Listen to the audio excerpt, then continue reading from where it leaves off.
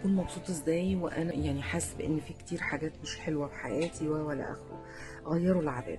يعني اذا كنتوا متعودين على شيء ما فحاولوا تغيروه، تكسروا العاده حتى لو كنتوا هترجعوا لها تاني. بس صدقوني فكره تغيير عاده والرجوع اليها بيفرق جدا جدا جدا. طيب غيروا المكان، يعني انتوا قاعدين مثلا في بيتكم، لا روحوا عند جدكم او جدتكم وبعدين ارجعوا البيت تاني. احنا مثلا هنروح نقعد عند حد من قرايبنا لغايه مثلا بالليل ونرجع البيت تاني. غيروا.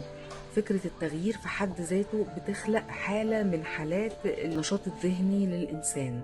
ربنا سبحانه وتعالى خلقنا في حركة وفي حالة تغيير مستمر، في شتاء، في صيف، في برد، في حر، في خريف، في ربيع، في مرحلة في النص. ده قيسوه كده على حياتنا، هتلاقوا إن حياتنا بتمر بكل المراحل دي، في ضلمة، في نور، في عتمة، في مترادفات كتير. ده ليه؟